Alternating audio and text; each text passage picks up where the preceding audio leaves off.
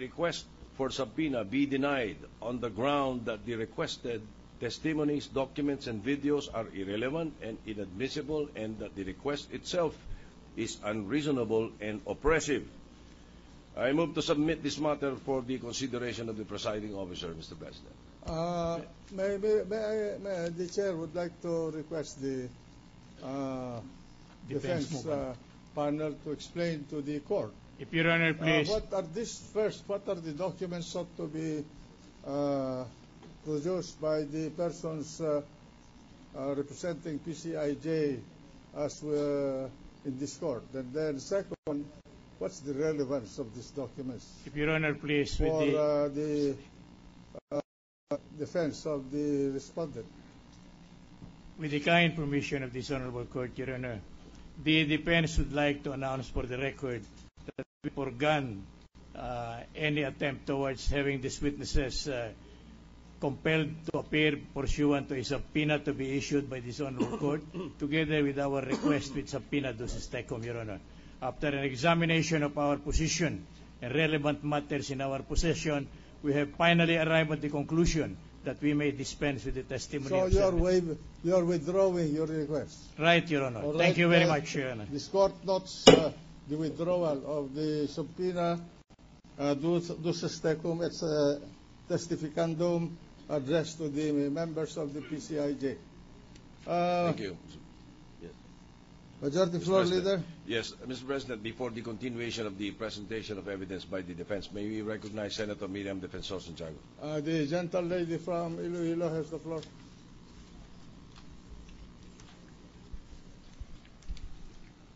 Mr. President, I ask no question of the parties or of counsel or of any witness proposed for presentation this afternoon.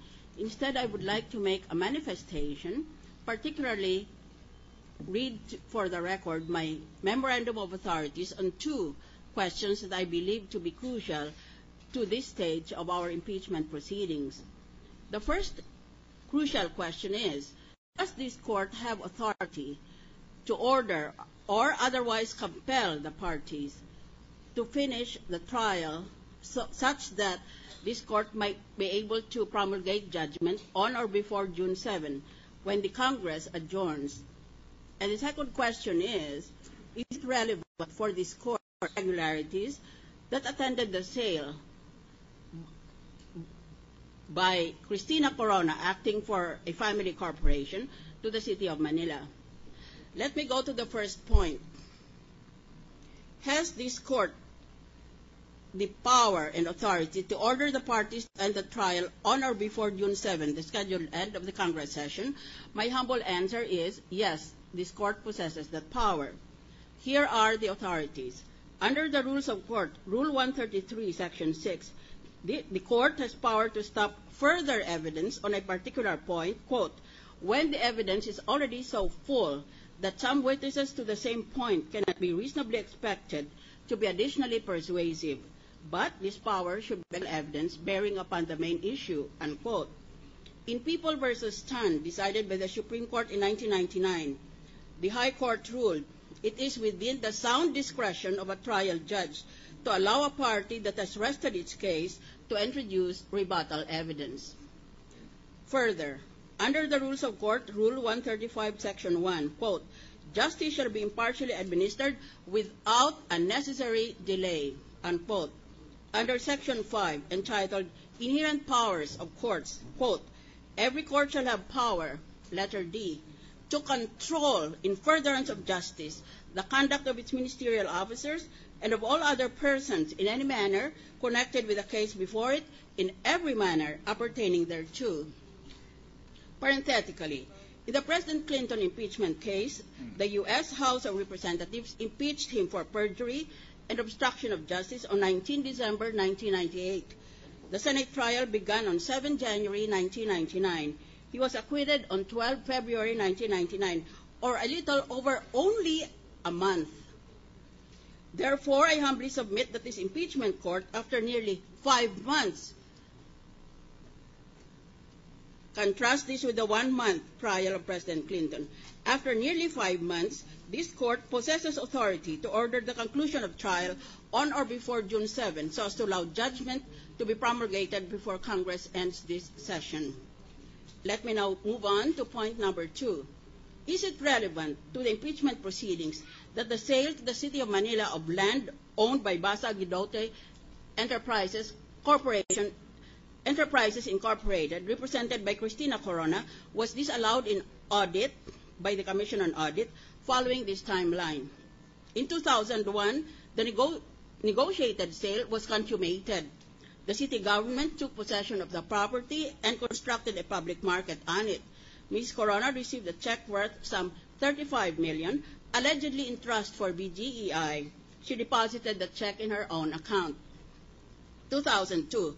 1 year later, COA issued a notice of suspension of payment.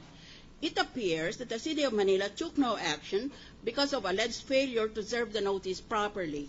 Hence, under the State Audit Code, the transaction remained an unsettled account. The notice of suspension was based on alleged failure to submit certain documents, that is, the original copy of the deed of absolute sale, the TCT in favor of the City of Manila, the recommendation of the appraisal committee, and copy of the latest tax declaration transferred from the owner to the City of Manila. Then, after these developments in 2001 and then in 2002, in March 2012, or after 11 years, COA issued a notice of disallowance. In Carabello versus Court of Appeals, decided by the Supreme Court in 2009, the court ruled that the term unexplained matter normally results from non-disclosure or the declaration of trust arrangements. Subsequently, the 2006 to 2007 SAL manual required the declaration of assets held in trust, but the Civil Service Commission has deferred the application of this manual. Remember, our basic issue here is it relevant to deal with alleged irregularities in the sale of land? In law, the term relevant means logically connected and tending to prove or disprove the matter in issue. It means having appreciable probative value, that is, rationally tending to persuade people of the probability or improbability of some alleged fact. The word relevant means that the COA notice of disallowance and the failure to include the purchase price of corporation property in the Corona SAL should be so related to each other that one fact tends to prove the other fact. Under this definition, the COA notice of disallowance is irrelevant to these impeachment proceedings. Under the Rules of Court, Rule 128, Section 4, entitled Relevancy of Evidence, quote, evidence must have such a relation to the fact in issue as to induce belief in its existence or non-existence. Evidence on collateral matters shall not be allowed, except when it tends in any reasonable degree to establish the probability or improbability of the fact in issue, unquote.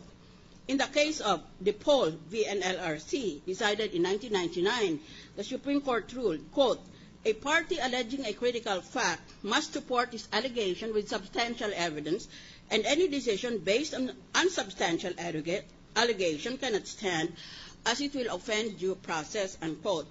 Therefore, applying the test of relevancy and under the principle of criminal due process, I humbly submit that any evidence tending to prove any irregularity in the sale of BGEI property to the City of Manila would be irrelevant to impeachment proceedings over the alleged omissions in the SAL of the defendant. Evidence on alleged irregularities should be presented to the Solicitor General for litigation in court. I humbly make these submissions to our colleagues in the impeachment court. Thank you.